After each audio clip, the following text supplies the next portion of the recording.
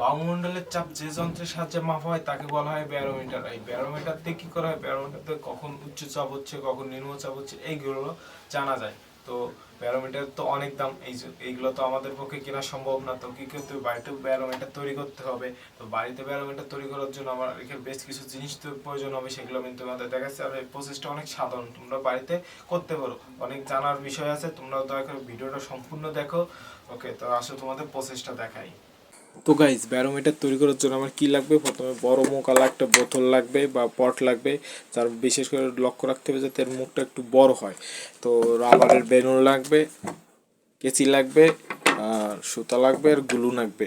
তো কী করতে হবে, আরেকটা জিনিস আছে, একটা পাইপ লাগবে, ঠিক আছে, পাতলা কোয়ালিটির হবে। ওকে, তো এই প্রথমে এই মুখটাকে রাবার দিয়ে ভালো করে সিল করে দিতে হবে যাতে ভেতরের বায়ু বাইরে না আসতে পারে, এইভাবে। ওকে, তো এই বেলুনটাকে প্রথমে কাটতে হবে যাতে এইভাবে একে সিল করা যায়।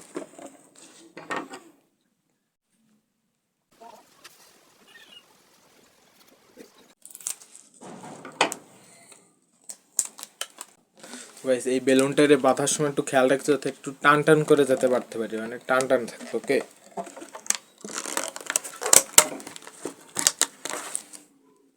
তো গাইস এই প্রসেসটা তো আমার কমপ্লিট হয়ে গেছে। এখন এতে গ্লু দিতে হবে। এই যে পাইপটা আছে, এই পাইপটার একদম শেষ যে প্রান্ত আছে, শেষ পাইপের যে শেষ প্রান্ত, এই প্রান্ত এই বোতলের ঠিক মাঝ বরাবর সুপার গ্লু দিয়ে আটকাই দিতে হবে। ওকে,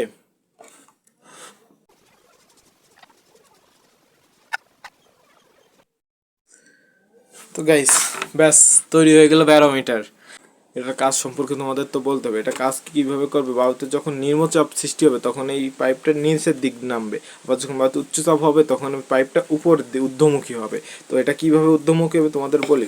বায়ুতে যখন বায়ু যখন উত্তপ্ত হবে তখন কী হবে, বায়ু হালকা হয়ে যাবে। হালকা হয়ে গেলে কী হবে, এই যে ভিতরের বায়ুটা আছে এই বায়ুটাও হালকা হয়ে যাবে। হালকা হওয়ার ফলে এর ভিতরের বায়ুটা আরও প্রসারিত হবে। প্রসারিত হওয়ার ফলে এই যে পাতলা লেয়ারটা, এই পাতলা লেয়ারটা ফুলে উঠবে। ফুলে উঠলে কী হবে, এই পাইপটা নিচের দিক চলে আসবে। তখন বুঝতে হবে যে বায়ুতে এখন নিম্নচাপ অবস্থান করছে। আবার যখন বায়ু যখন শীতল হবে, শীতল হওয়ার ফলে কি বায়ু ভারী হয়ে যাবে এবং ঘনীভূত হয়ে যাবে। তখন কী হবে, ভিতরে যে বায়ুটা আছে এই বায়ুটাও সংকুচিত হয়ে যাবে। সংকুচিত হওয়ার ফলে এখান থেকে এই পাতলা লেয়ারটা ভিতর দিক যাবে। তখন দেখা যাবে পাইপটা ঊর্ধ্বমুখী হচ্ছে। তখন বোঝা যাবে যে এখন উচ্চচাপ অবস্থান করছে। তো এটা তো বর্তমানে এখন যে সময় আছে এই সময় তো এটা এইভাবেই থাকবে। যখন বায়ুতে উচ্চচাপ বা নিম্নচাপের সৃষ্টি হবে তখন এটা বোঝা যাবে, এখন বোঝা যাবে না।